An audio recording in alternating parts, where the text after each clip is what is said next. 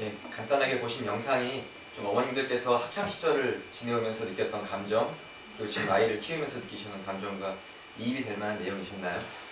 저희 수학여의 수학에 대한 교육 철학을 간단히 보여주는 영상이었습니다. 그럼 이제부터 본격적으로 오늘의 이야기를 시작하겠습니다. 1시간 정도 제가 이야기를 할 건데요.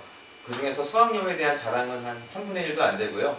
어머님들께서 자녀의 교육을 설계하실 때 도움이 될 만한 이야기들로 내용을 준비했습니다. 제가 항상 이런 질문으로 어머니 설명회를 시작하곤 하는데요. 어머니께서는 우리 아이의 수학 실력을 무엇으로 평가하시나요? 이 질문을 항상 드립니다. 혹시 나는 우리 아이의 수학 실력을 이걸로 평가하고 있다. 해설하실 분, 이렇게 답변해 주실 분 계실까요? 점수. 가장 용기 내서 처음 말문을 트셨으므로 제가 이 책을 딱 3권 가져왔어요. 오늘 선물로. 저희 회사 게 아니고요. 실제 그 교보문고나 예스24에서 구매하셔야 되는 책이에요. 그래서 제가 한 권을 어머니께 선물로. 감사합니다. 2권이 남아있네요. 아마도 우리 어머니들께서 우리 아이의 수학 실력을 평가하시는 척도 3가지는 점수, 혹은 선행, 혹은 레벨, 이걸로 많이 판단하시는 것 같아요. 아이가 학교 점수를 몇 점 맞아왔나, 혹은 우리 아이가 학원에서 선행을 얼마만큼 나갔나, 혹은 우리 아이가 지금 풀고 있는 문제집의 레벨이 어느 정도인가, 그 학원이 어느 정도의 아이들이 모여서 다니는 곳인가, 그래서 거기에 다니는 걸로 우리 아이의 수학 실력을 평가하시곤 합니다. 제가 왜 이런 말씀을 드리는 걸까요? 제가 드리고 싶은 말씀은 과연 우리가 이런 척도로 아이들의 수학 실력을 평가하는 것이 바람직한가에 대해서 자문을 해보고자 이런 질문을 드렸어요. 아마 어머님들께서 이 단어를 아실 거예요. 잠시 수포자라는 단어를 모르시는 분은 안 계시죠? 국어사전까지 등재되어 있는 고유 명사가 되어버렸어요. 그런데 한 어느 정도의 비율로 아이들이 수학을 포기하는지 혹시 그 수치를 알고 계신가요? 예를 들어 한 초등학생이 어느 정도 수학을 포기할까요? 3분의 1. 중학생은요? 40%? 고등학생은? 70%? 예, 거의 근접하십니다.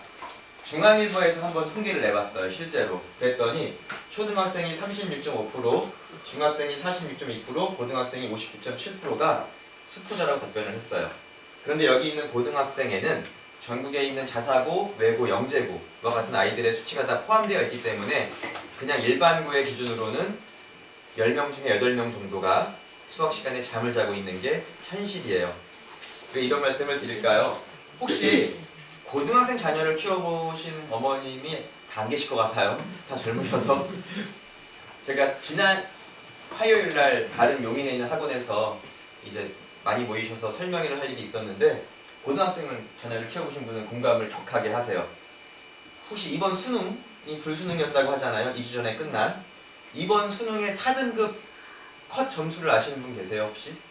그러니까 4등급이라고 하면 어느 정도냐면요. 초등자녀만 키우시면 등급에 대한 개념이 좀 적으실 수 있어요. 1등급은 상위 4%, 그러니까 100명 중에 4등. 2등급은 상위 11%, 100명 중에 11등. 3등급은 상위 23%, 100명 중에 23등. 4등급은 100명 중에 40명, 그러니까 40%에 속해요. 50명 있는 반에 20등이고 40명 있는 반에 16등이에요. 그런데 수능에서 상위 1, 2등급은 재수생들이 와서 다 몰빵을 차지하니까 사실은 수능에 4등급 받은 아이가 고3 때 자기 반에서 한 5등? 이렇게 하는 아이들이에요. 걔네들의 점수 컷이 몇 점인지 혹시 아세요? 100점 만점에 57점이었어요. 끔찍한 수치. 57점을 만약에 우리 아이가 학교 점수를 받아왔다 그러면 경악을 하실 거예요. 물론 여기 계신 어머님들 자녀는 다 한 30명 있는 반에서 1, 2등 하실 것 같아요. 그런데 30명 있는 반에서 우리 아이가 한 3등을 하는데 걔 점수가 57점인 거예요. 이게 현실이에요. 그런데 걔네들의 등수는 매우 높은 등수잖아요. 그런데 이렇게 수학을 많이 포기한다는 현실이 수능에서 반에서 3, 4등 하는 아이들의 점수가 57점밖에 안 나온다는 현실이 상당히 우려스러운 일이죠. 그러면 제가 이제 어머님들께서 판단하시는 우리 아이들이 수학을 어느 정도 하고 있는지에 대한 평가 척도가 과연 올바른 것인지에 대해 한번 생각을 해볼게요. 선행을 많이 하면 우리 아이가 수학을 잘할 수 있을까요? 그러니까 보통 어머님들이 이 선행 갖다가 안도감을 많이 느끼세요.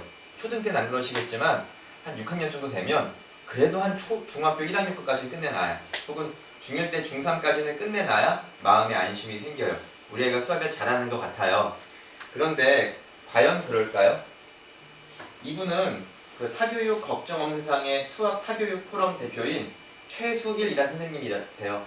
그러니까 언론에 많이 나오세요. 저는 사교육 업계를 운영하는 사람으로서 이분이 정말 싫어요. 이런 분들이 안 계셨으면 좋겠어요. 근데 이분 말씀 중에 정말 일리가 있는 게 있어요. 보통 사실 선행이라는 것은 사실 해당 학년의 아이가 이해하기 어려운 상급 학년의 개념일 수 있다고 이야기를 해요. 무슨 얘기냐면 초등학교 6학년 아이한테 중1, 중2 내용을 교과서의 진도별로 선행을 시켜놓으면 사실 중학교 2학년 내용은 아직 초등학교 6학년 아이가 이해하기에 어려울 수 있어요. 그런데 아무튼 선행을 나가면 왠지 그 선생님도 실력 있어 보이고 어머님도 안심이 느껴지시죠. 그런데 아무튼 학원에 선생을 나갈 때는 선행을 나가면서 그 아이로 하여금 내가 지금 배우고 있는 내용을 내가 다 이해하고 있어라고 믿게 만들어줘야 돼요. 아무튼 믿어야 돼요. 어떻게 그렇게 할 수 있을까요? 개념을 이해시킬 수 없으면 문제를 푸는 요령을 가르친다는 거예요. 무슨 얘기냐면 초등학교 6학년 아이가 중2 과정까지 선행을 할 때 각 문제집에 나오는 대표적인 유형의 문제들을 푸는 방법을 알려주고 그 문제를 푸는 방법을 보고 배워서 아이가 그 방법대로 문제를 풀고 맞으면 아이는 그 순간 나는 중2 과정까지 이해했어 라고 믿어요. 우리 아이들이 자기가 어떤 개념을 이해했냐 그렇지 않냐의 척도는 오로지 내가 문제를 풀고 맞았냐 틀렸냐예요. 그래서 선행만으로는 우리 아이가 수학을 얼마나 잘하는지 알 수가 없어요. 자, 문제를 많이 풀면 수학을 잘할까요? 저희 어머님도 제가 어렸을 때 엄마 요즘 갑자기 수학이 어려졌어 라고 제가 말을 하면 항상 제게 하시던 말씀은 야, 수학 그거는 문제 많이 풀면 되었어요. 혹시 깜지 세대세요? 저는 깜지 세대인데 깜지가 뭔지 아시죠? 선생님이 A4 용지 10장에다가 작은 글씨로 깨알만하게 수학 공식과 문제풀이 과정을 빽빽히 적어보라고 시켰던 세대예요. 저는 그렇게 하면 수학을 잘할 거라 그랬어요. 그렇게 반복적으로 연습을 많이 시키면 훈련에 의해서 우리 아이가 수학을 정말 잘할 수 있을까요? 한번 조사를 해본 거예요. 보통 아이들이 하나의 시험을 볼 때 교과서의 2개의 단원에서 하나의 시험 범위가 출제가 돼요. 그 시험 하나를 위해서 아이들이 한 문제집당 보통 몇 개의 문제를 풀어야 될까요? 많게는 600문제에서 적어도 200문제 이상을 풀어야 돼요. 그런데 아이들 문제집 풀게 시키실 때 하나만 시키시는 부모님이 드물죠. 한 2개씩은 안고 가죠. 그러니까 아이가 정말 수학은 문제를 많이 풀어요. 그렇게 문제를 많이 풀게 시켜서 우리 아이가 반복학습을 통해서 수학을 잘하면 좋은데 대다수의 경우에는 서울대 수학교육과 교수님의 말씀에 의하면 반복학습을 그렇게 하다 보니 수학에 대한 흥미가 떨어져서 수학을 포기하게 될 확률이 더 크다고 우려하세요. 그러니까 한국은 매우 안타깝게도 교육에 대한 열의는 높은데 교육에 대한 방향과 목표 설정이 너무나 잘못돼 있어요. 무슨 말씀이냐면 사실 초등학교 때는 아이가 좀 널널하게, 좀 즐겁게, 좀 재밌게 공부를 하고 어느 정도만 퍼포먼스를 내다가 중학교 때부터 서서히 속력을 내기 시작해서 고등학교 때 가속력을 더해서 전속력을 뻗어나가야 되는데 지금 한국의 교육제도는 초등학생 때부터 어머니들이 점수에 마음이 급해요. 그래서 점수를 90점, 100점 맞아오지 않으면 마음이 불안해요. 그래서 그때부터 아이들을 닥달을 해요. 그래서 초등학교 때부터 아이들이 공부를 엄청 많이 하다가 중학교 때쯤에 슬슬 힘이 빠지기 시작해서 서서히 아이가 쓰러지기 시작하다가 고등학교 때 아예 그로기 상태가 돼버려요. 그래서 제가 이런 말씀을 드리거든요. 아마 여기 계신 분들 중에 저를 포함해서 초등학교 때 공부 좀 했다라는 소리 안 들어보신 분이 아마 안 계실 거예요. 우리가 초등학교 시험 점수로 대학을 갔다면 아마 우리 모두는 다 서울대에 가 있을 거예요. 근데 여기서 서울대 가신 분이 몇 분 계실지 모르겠어요. 다수일지도 모르겠지만 그러니까 분명히 어렸을 때 아이들에게 문제를 많이 풀게 하고 반복학습을 많이 시키는 거는 반복학습의 효과가 있을지 몰라도 수학에 대한 흥미를 떨어뜨리는 효과가 더 클 뿐이에요. 제가 마지막으로 이제 우리 어머님들의 최종 보루, 점수가 좋으면 수학을 잘하는 거다에 대해서 이야기를 해볼게요. 과연 점수가 우리 아이의 수학 실력을 평가할 올바른 척도가 될까요? 혹시 한 4년 전에 EBS에서 6부작 특집 다큐멘터리를 제작한 시험이라고 하는 다큐멘터리가 있었어요. 그 다큐멘터리를 거의 다 보셨죠? 전혀교육에 관심이 많으시니까 보셨을 것 같은데 네, 제가 한 100명 정도가 있는 학부모 설명회를 진행할 때 100명 중에 한 분도 안 계시더라고요. 나중에 그 다큐멘터리를 꼭 보기를 제가 보내드려요. EBS 다큐멘터리예요. 시험 치시면 나와요. 정말 도움이 많이 돼요. 제가 왜 이 말씀을 드리냐면 그 다큐멘터리에서 대한민국의 각 시험의 종목별로 가장 잘 나가는 1타 강사라고 하는 사람들이 다 나와서 인터뷰를 해요. 토익, 공무원 시험, 고시 시험, 수능 다 나와요. 그 사람들이 한결같이 다 하는 말이 그거예요. 시험은 실력입니까? 아니면 기술입니까? 토익 강사 유수연이라고 아주 유명한 사람이에요.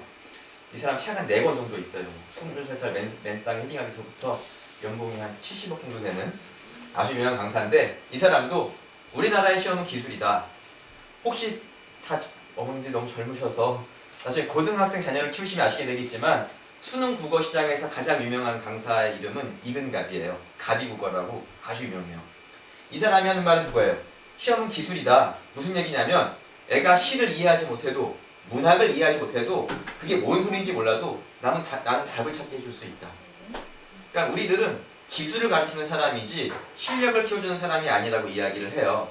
그러니까 시험 점수만으로 그 사람의 실력이 얼마만큼 있는지를 평가하기가 너무나 어렵다는 이야기예요. 이 다큐멘터리를 한 5부작쯤 보시면 수학 쪽에 가장 유명한 사람은 삽자루라고 있어요. 실제로 삽자루를 두고 강의를 삽자루예요. 자기 이름을 아예 안 써요. 항상 삽자루라고 떠요. 이름에 삽자루 이렇게. 그 사람은 한 5부작쯤 되면 막 울어요. 내가 사실 돈 잘 벌려고 먹고 살려고 아이들을 이런 식으로 수학을 가르쳤는데 이렇게 가르치면 안 되는 거였다. 내가 내 양심을 팔면서 돈을 벌었다고 막 울어요. 제가 그걸 보면서 저 사람만이 뜨거운 심장이 뛰는 사람이라고 느꼈어요. 꼭 기회를 보내드려요.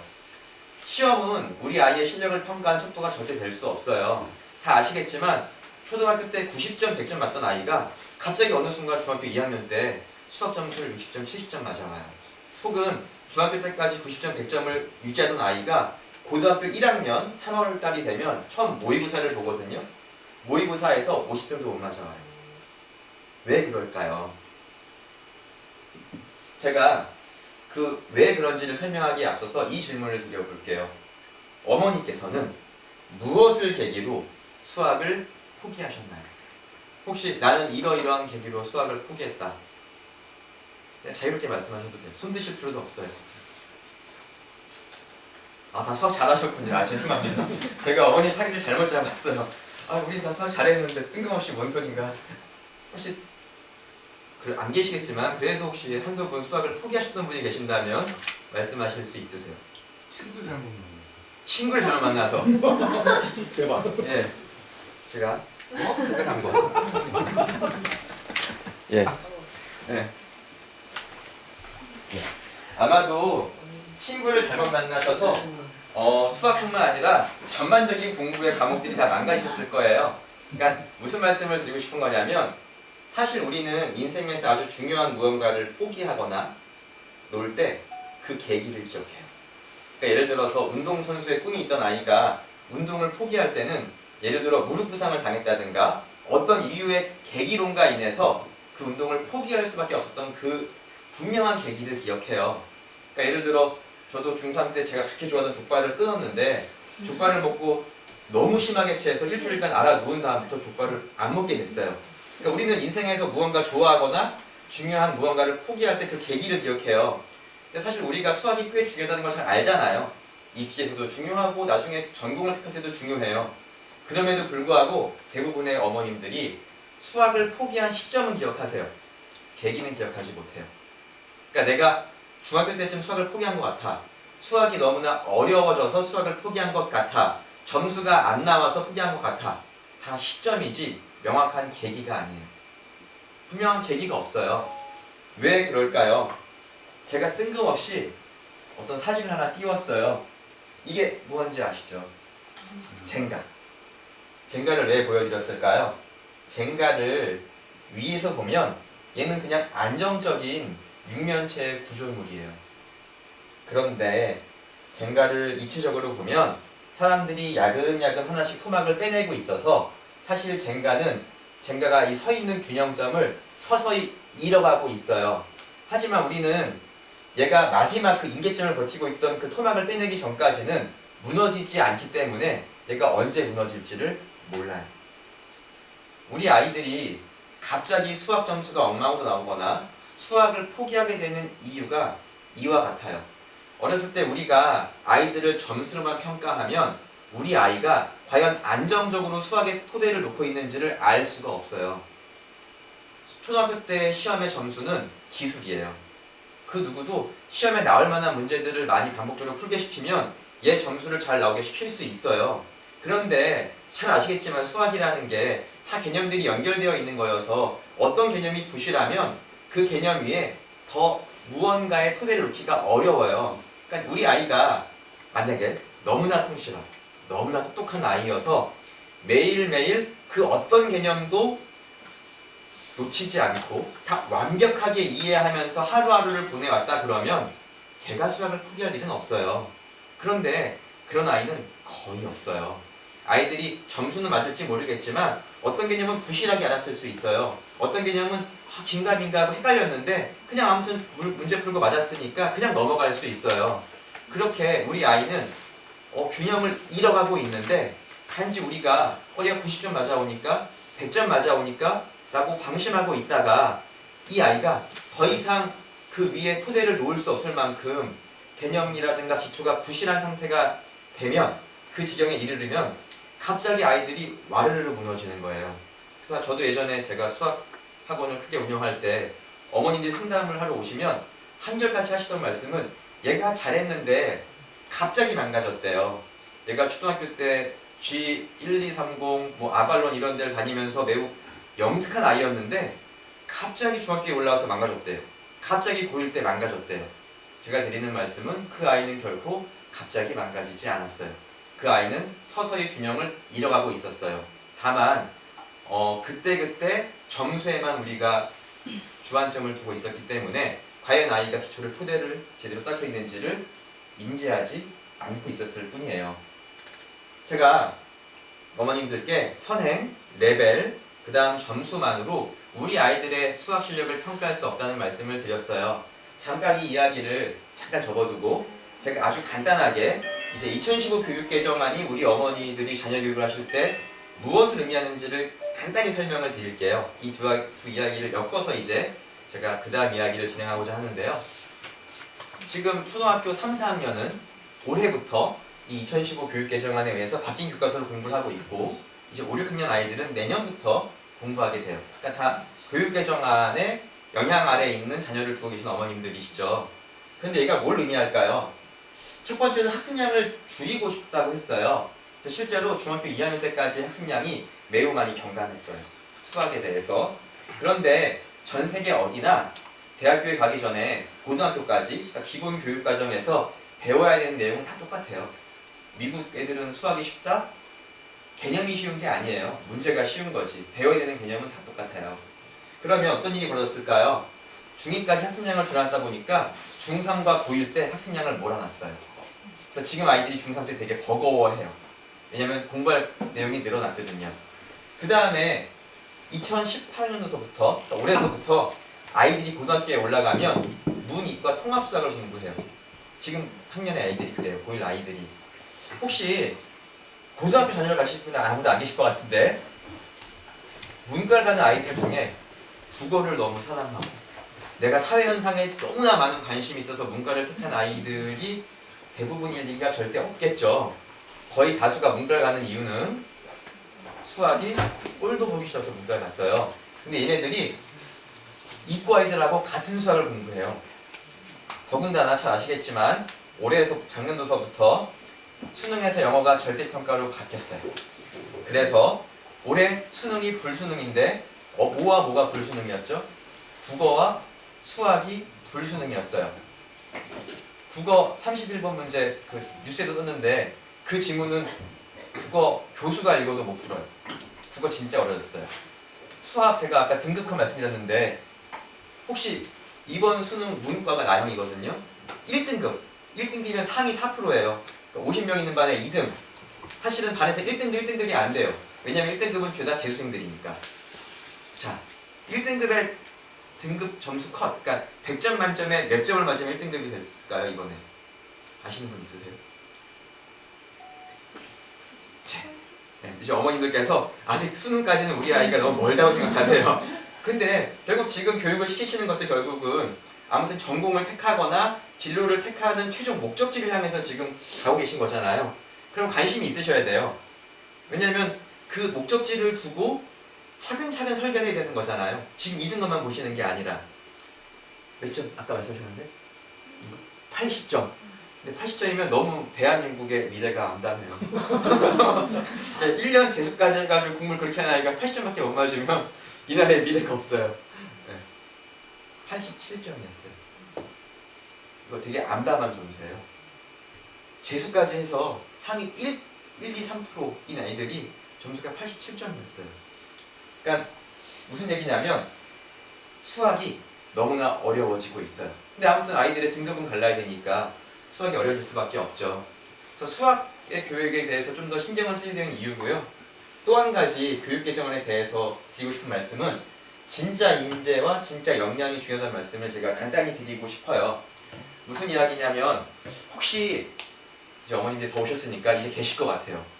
한 3년 전쯤에 EBS에서 했던 4부작 특집 다큐멘터리가 있었어요. 인재라고 하는 4부작 EBS 다큐멘터리를 보신 분 계세요? 네.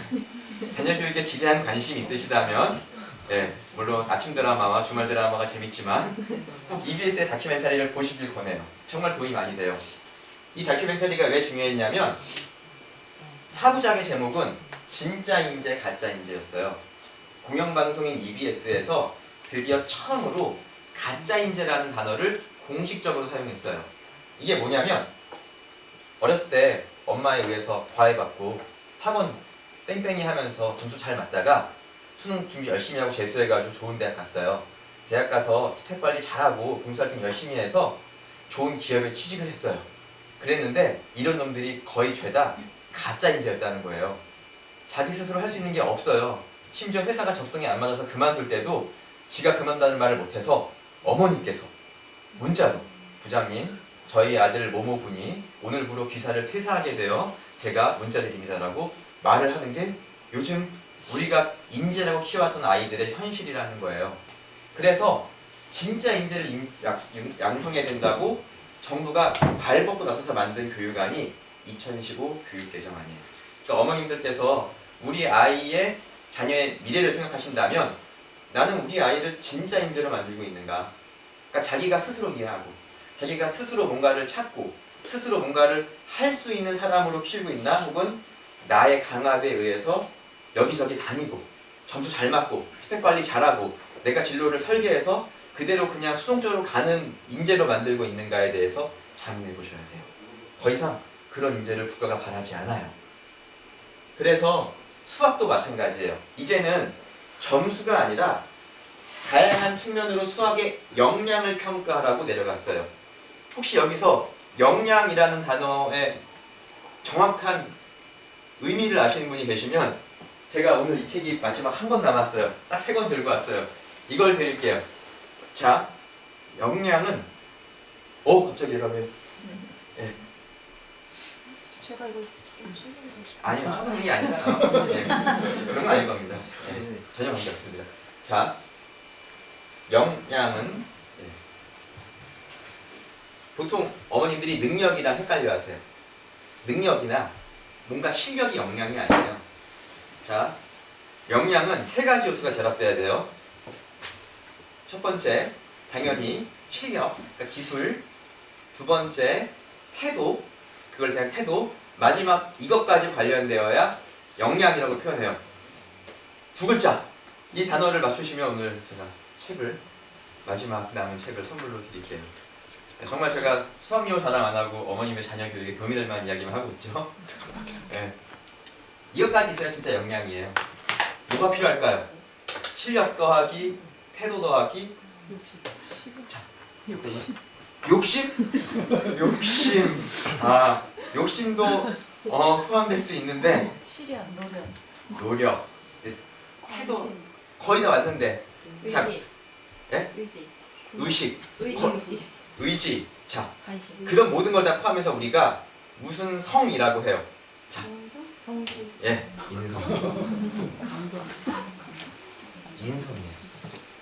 그러니까 진짜 역량이란 거기에 인성까지 결합되어야 돼요. 무슨 말씀을 드리고 싶은 거냐면 자녀한테 지금 어떤 기술을 가르쳐 주시건 어떤 진로를 택하게 하시건 어떤 학문을 공부하기 시키건 간에 단순하게 그게 점수만이 아니라 아이가 그것을 대하는 태도 또한 그것에서 아이의 인성이 어떻게 발현되는지까지 신경 쓰셔야 돼요. 그게 진짜 아이를 키우시는 역량 중심의 교육이에요. 2015 교육개정안은 그래서 학교 선생님들한테 더 이상 아이를 점수로 평가하지 마라. 아이의 인성까지 파악할 수 있는 4가지 요소를 평가하라고 이미 올해부터 전국의 초등교사들에게 다 지침이 내려졌어요. 또 교육을 다 받았어요. 다만 이게 우리 아이의 학교 현실에서 온전히 반영되지 못하는 이유는 아직 이런 평가를 할 만한 역량이 우리 교사들에게 좀 부족하기 때문이에요. 자, 아이들은 앞으로 수학을 창의성 있게 풀어야 돼요. 그러니까 아이가 뭔가 새로운 방식, 아이만의 새로운 방식을 나타내야 돼요. 독창성, 좀 똘끼가 보이더라도 답은 틀리더라도 그 과정에서 번뜩이는 뭔가가 보여야 돼요. 다양성, 한 가지 방법이 아니라 수학을 여러 가지 방향으로 풀어야 돼요. 마지막 유창성, 지가 풀고 맞은 문제는 어떤 과정으로 풀었는지를 유창하게 설명할 수 있어야 돼요. 이 4가지 요소를 결합해서 수학 교육이 이루어져야 진정한 의미에서의 역량을 키울 수 있어요. 옛날에 어머님들이 학원에서 아이를 좀 남다르게 새로운 방식을 가르치면 이렇게 의심을 많이 품으셨어요. 애가 선생님 이런 방식으로 풀고 시험을 봤다가 선생님께서 왜 너는 내가 가르쳐준 방식대로 안 해? 그래서 틀렸다고 하면 어떻게 해요? 가르쳐준 방식대로 안 풀었다고 틀렸다고 하는 세대는 이미 지났어요. 지금은 가르쳐주지 않은 방식대로 애가 풀어야 훌륭한 아이예요. 답은 틀리더라도 그 과정이 창의적인 게 더 훌륭한 답이에요. 10점 만점에 그런 점수는 20점도 주라고 나와 있어요. 오히려 푼 내용 그대로 해서 답 맞은 아이는 10점 만점에 5점밖에 안 주는 게 평가 과정이에요. 우리 아이가 새로운 방식으로 풀어야 돼요. 이제 시대가 바뀌었어요. 그래서 2015 교육개정안은 결국은 지금 우리 사회가 나아가고 있는 방향인 4차 산업혁명에 부합하는 인재를 육성하는 게 핵심 목표입니다. 다 아시죠? 4차 산업혁명 이런 말 많이 떠오르시겠죠? 그러면 AI, 인공지능, 블록체인 혹은 IoT, 사물 인터넷. 자, 이런 단어들을 구성하는 모든 기술의 핵심 학문은 무엇일까요? 수학이죠. 네. 모든 알고리즘을 구성하는 핵심 학문은 수학이에요. 그래서 요즘 이것 때문에 서울에서 올해부터 강남에서 코딩 학원들이 대박이 났어요. 그런데 제가 나중에 자녀 교육을 위해서 한마디 팁을 드릴게요. 제가 아는 그 코딩 교육의 한국 최고 권위자 중에 대전 대덕대학교의 정기철 교수님이라고 계세요. 코딩 권위자예요. 유튜브에 찍으면 코딩 교육 한 거 엄청 많이 나와요. 그분은 다 그런 걸 무료로 푸시는 분이에요. 근데 그분이 이런 말씀을 하세요. 죄송한 얘기지만 대한민국에 있는 코딩 학원의 99%는 죄다 사기꾼 놈들이래요. 그러니까 코딩을 가르쳐주기 위해서 로봇이나 어떤 도구, 장비 같은 것들을 팔아서 이윤을 남기고자 하는 도둑놈들이래요. 진짜 코딩 교육은 그런 게 아니에요. 그런 기술을 잘하는 아이는 글씨를 잘 쓰는 아이예요. 그러니까 누가 말을 하면 그걸 받아 적는데 필체가 기가 막힌 아이에 불과해요. 진짜 코딩 기술자란 뇌에 든 게 있어야 어마어마한 창의적인 글이 나오듯이 수학이라는 학문이 뒷받침되어야 진정한 의미에서의 기술자가 될 수 있어요. 그러니까 수학은 뇌예요. 그래서 혹시 어머님께서 우리 아이가 나중에 구글, 마이크로소프트, 페이스북 이런 데에서 글로벌하게 일하는 인재상을 꿈꾸신다면 아이가 수학에 재능이 없더라도 절대로 수학을 포기하게 만드시면 안 돼요. 수학은 포기할 수 없는 학문이에요. 자, 이건 이고요. 그래서 미국 학생들이 선호하는 미래의 직업 1위가 무엇일까요? 제가 이제 드릴 수 있는 게 없네요. 이제 원장님이 뭘 드리셔야겠네요. 이거 맞추시면 제가 부담을 갑자기. 혹시 2017년도에 실제 설문조사를 한 거예요. 미국 학생들이 선호하는 미래의 직업 1위는 무엇이었을까요? 오늘 뭘 얘기하고 있죠? 수학. 수학. 근데 수학이라고 하시면 안 되고 수학자요. 자, 맨 뒤에 계시는 어머니께 나중에. 네, 저기 선물. 보고 봤어요. 네. 아, 보이는구나. 자, 정직하시니까 상을 2대로 드리셔야 돼요. 예, 수학자입니다. 실제로 그래요. 그러니까 아이들이 아는 거예요. 미래에 어떤 거를 내가 직업을 택해야 미래에 유망한지를 이미 알고 있어요. 실제로 2달 전에 스브스 뉴스라고 이렇게 다음 보시면 SBS 뉴스 이렇게 카드 뉴스로 나와요. 미래에 촉망받는 직업 10개 중에 2위가 수학자였어요. 실제로 그래요. 사회가 이렇게 빨리 변하고 있어요. 자, 제가 이제 우리 어머님께서 수학을 평가하시는 방식이 달라져야 한다는 말씀을 드렸고, 또한 수학이 우리 아이의 입시나 미래에 매우 중요한 요소로 작용할 수밖에 없다는 사실을 말씀드렸어요. 그러면 이제 중요한 것으로서 도대체 어떻게 우리 아이한테 수학을 가르쳐야 우리 아이가 수학을 잘할 수 있을까요? 우리가 수학을 이야기할 때 수학은 연계성이 중요한 과목이라고 했어요. 근데 정말 지금까지 아이들에게 수학을 가르쳐온 방식이 수학의 각 개념의 연계성을 파악하도록 가르쳐 왔을까요? 혹은 그냥 그때 과정에 충실하게끔만 가르쳐 왔을까요?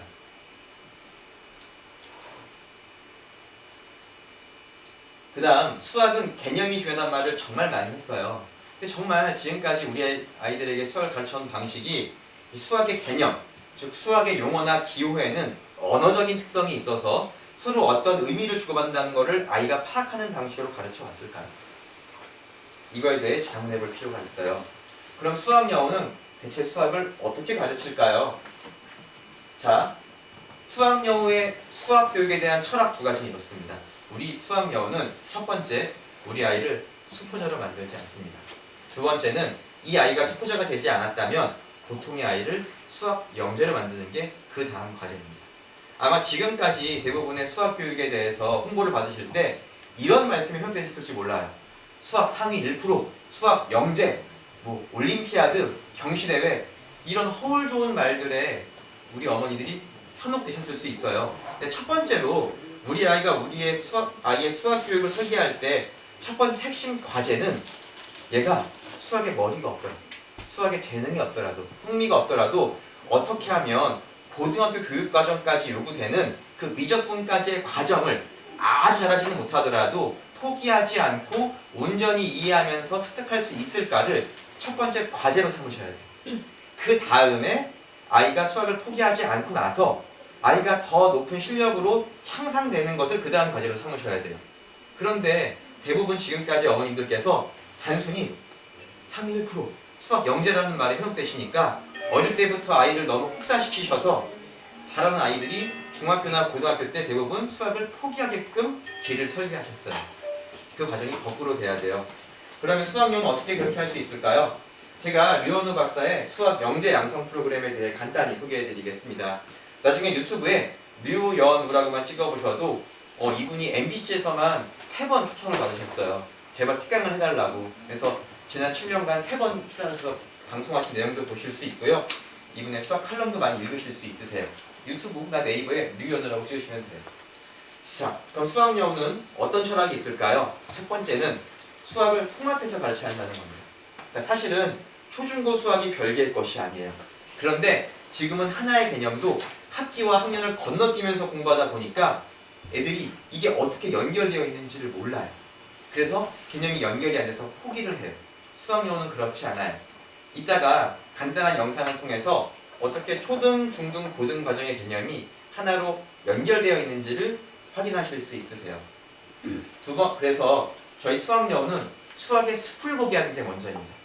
그러니까 모든 일은 전체의 윤곽을 다 이해한 다음에 부분적인 디테일에 들어가야 이게 전체에서 어디에 있는지를 아니까, 흐름을 아니까 더 잘 이해할 수 있잖아요.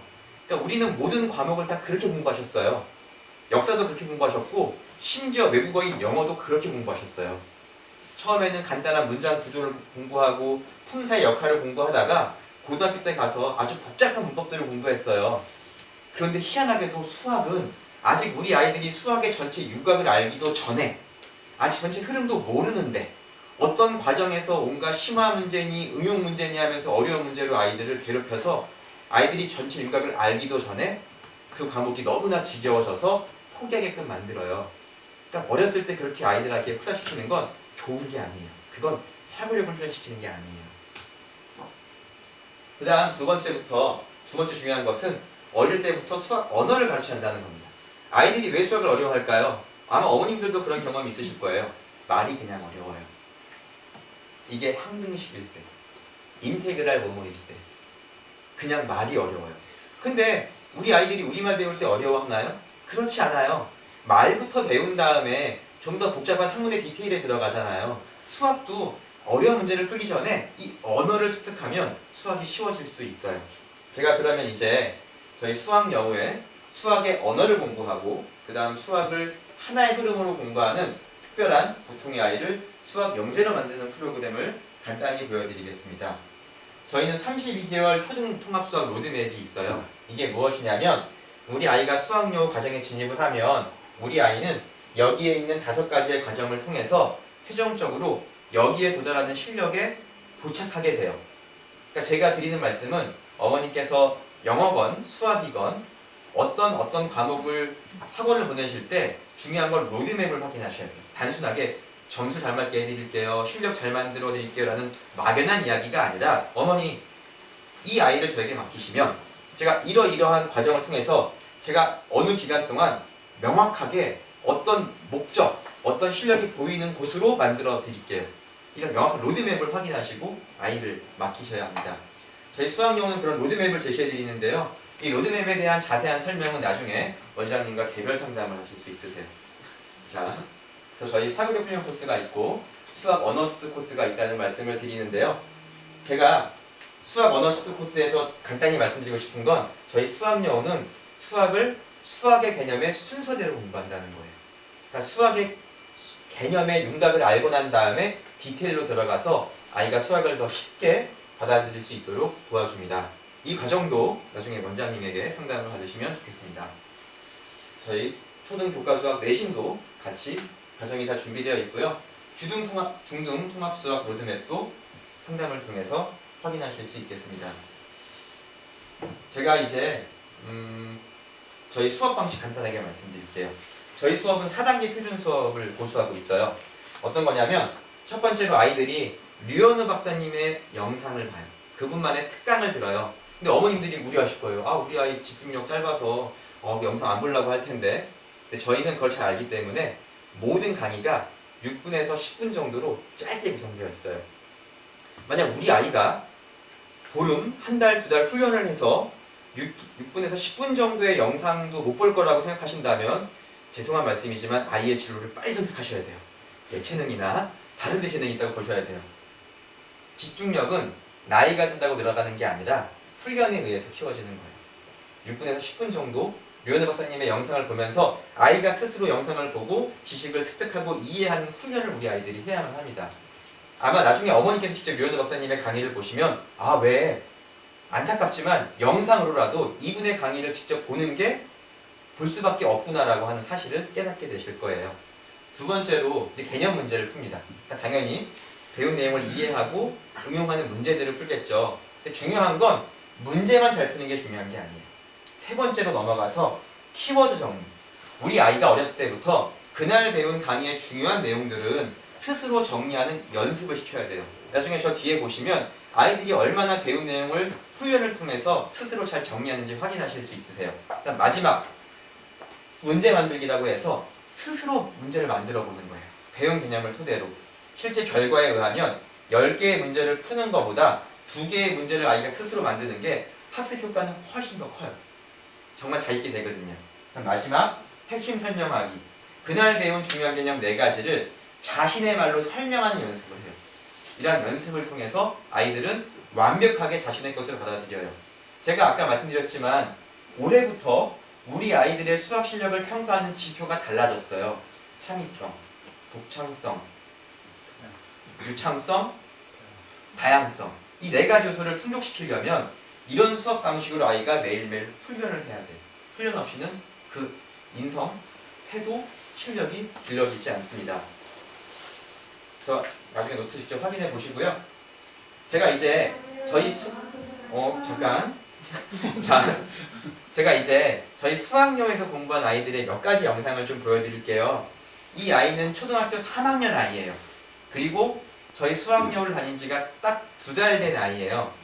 이 아이가 저희가 매년 수능이 끝나고 나면 저희 초등학생들도 수능 문제 막 풀거든요. 공식 몰라도 수능 문제 풀기 컨테스트를 하는데 이 아이는 사실 그 컨테스트에 들어갈 나이가 아직 아니에요. 자기가 학원에 왔는데 초등학교 5, 6학년 형아 누나들이 푸는 문제를 보니까 지가 배운 게 있는 거예요.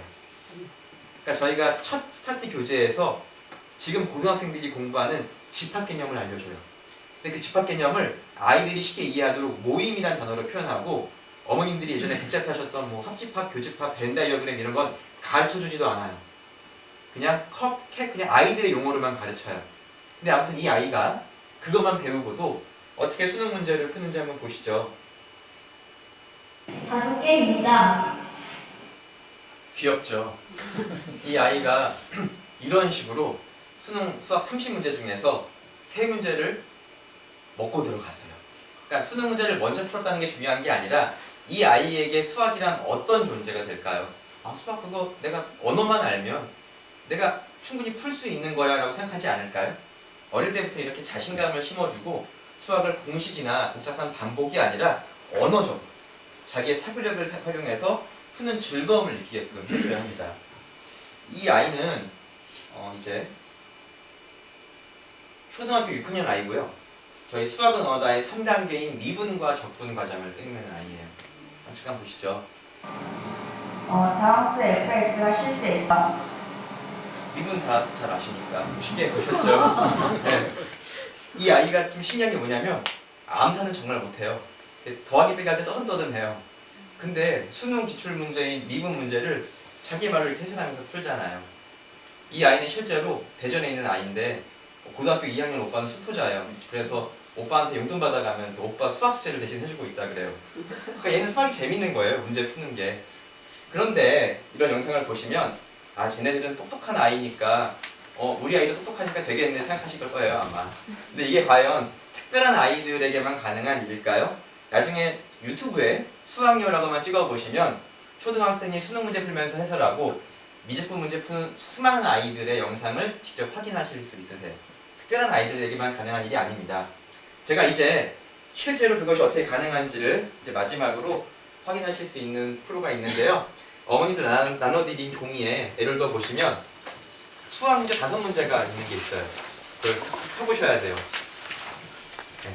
다 뭐 수학 잘 하시니까 금방 푸실 거예요. 그래서 이제 그게 뭐 하실 거냐면 그 위에다가 어머님 성함, 아이 이름, 전화번호, 집 주소를 적어주시면 그리고 문제를 풀어주시면 저희가 채점과 첨삭을 통해서 아이 손에 들려가지고 어머니께 보내드릴 용도는 절대 아니고요. 이제 어머님들께서 류현우 박사님을 직접 모실 수는 없으니까 이분의 강의를 딱 16분 동안만 보실게요. 근데 16분 동안 그 실제 수능 기출 문제예요. 물론 거기서 조금 쉬운 문제만 뽑아왔어요. 내가 예전에 배웠지만 잊어버렸던 이 5가지 문제를 내가 강의만 보고도 이해할 수 있는지 없는지를 한번 확인하시면 좋겠어요. 그러면 풀만 하셨어요? 제가 그 작년에 설명할 때 어머니께서는 이런 말씀을 하시더라고요. 내가 어렸을 때 학창시절에 유 박사님을 만나서 수학 공부를 했더라면 지금 내 남편의 직업이 달라져 있을 거라고 이런 말씀을 하시던데요.